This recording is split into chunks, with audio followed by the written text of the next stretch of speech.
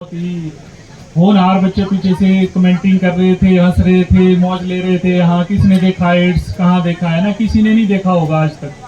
किसने देखा HIV positive patient देखा, एड्स का पेशेंट देखा? एक बार देखोगे, दूसरी बार आप ये चीजें करना भूल जाओगे। और मैं आपकी इंफॉर्मेशन के लिए बता दूं, वैली में जहाँ पे हम यहाँ पे सिविल हॉस्पिटल का जितना भी एरिया है उसमें HIV के पेशेंट हैं। ऐसा नहीं है कि यहाँ पे पेशेंट है ही नहीं।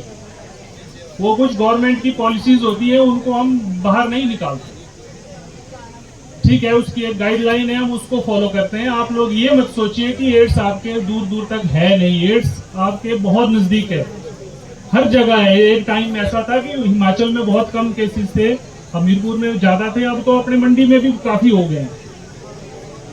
तो हम लोग कहाँ स्टैंड करते हैं? इंडिया एक्चुअल में तीसरे स्थान पर स्टैंड करता है पूरी वर्ल्ड की जितनी भी कंट्रीज हैं। पहले नंबर पे साउथ अफ्रीका है, अफ्रीका में सबसे ज्यादा एड्स के पेशेंट है।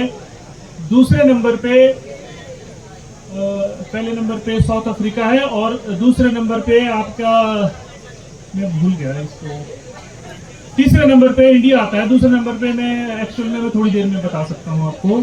तीसरे नंबर पे इंडिया आता है।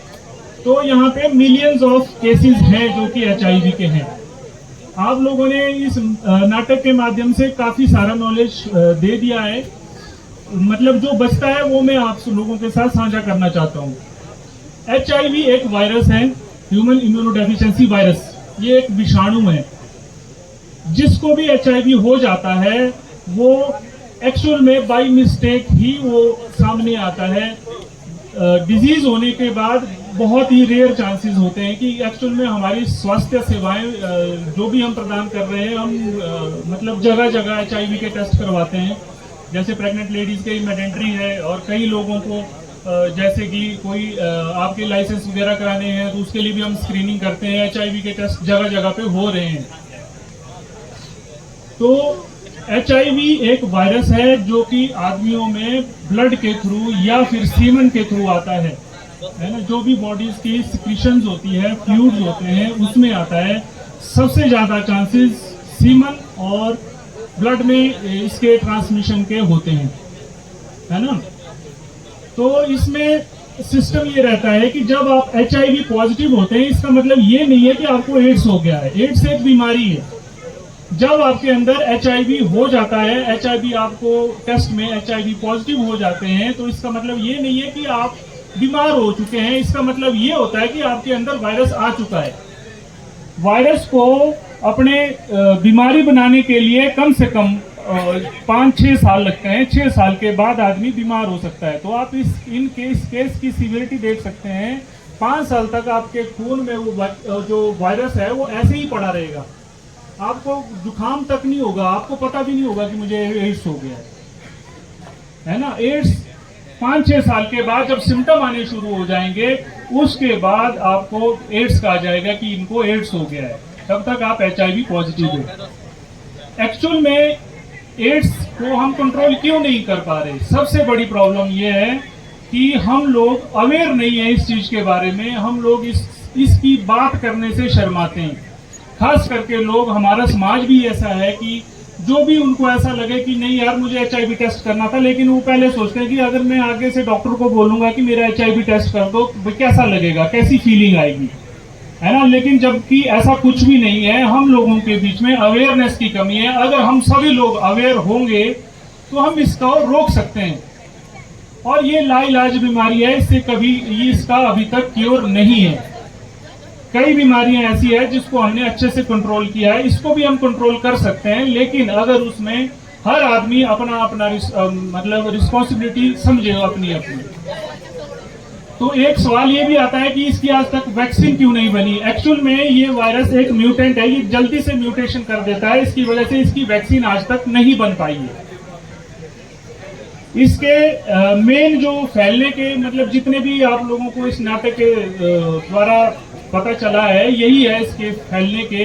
लेकिन सबसे ज्यादा मेन कॉज जो फैलने का है वो ब्लड के थ्रू होता है। ब्लड में जैसे अगर आपको कोई पेशेंट होता है आपके आसपास डायलिसिस के लिए जाता है, ऑलवेज मतलब हफ्ते में उसको 2 दिन डायलिसिस करना पड़ता है। अगर बाई चांस उसको कहीं ऐसी इन्फेक्टेड नीडल्स या इन्फेक्टेड ब्लड चढ़ गया तो उसको HIV होने के 100% चांसेस हैं। और दूसरा कारण इसमें जो मेन कारण है वो सीमन रहता है।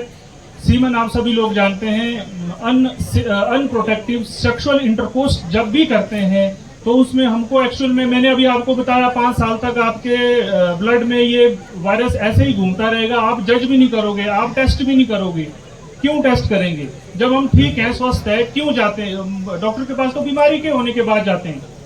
लेकिन ये जो वायरस है ये आपके खून में पड़ा रहेगा और आपको पता भी नहीं चलेगा कि ये फैल रहा है। अनप्रोटेक्टिव सेक्सुअल इंटरकोर्स जब भी करते हैं इसमें बहुत चांसेस हैं कि आपको HIV संक्रमण हो जाए अगर आपके पार्टनर HIV पॉजिटिव हैं तो। ठीक है जी, तो ये नहीं सोचना है कि हमारे पास HIV के पेशेंट हमने देखे नहीं है। HIV के पेशेंट यहाँ पे हैं, सिविल हॉस्पिटल बुक्स्यार्ड के एरिया में कई HIV के पेशेंट हैं। और इस चीज को बहुत गंभीरता से लेना है कि ऐसा भी कोई रोग है जो हमको मतलब दुर्गति होने वाली है अगर किसी को ऐसा हो गया तो। ठीक है।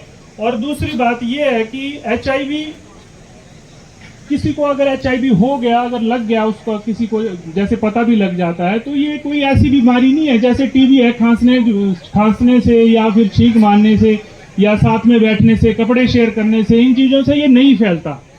इसको फैलने के मैंने आपको 2-3 ही कारण बताए हैं।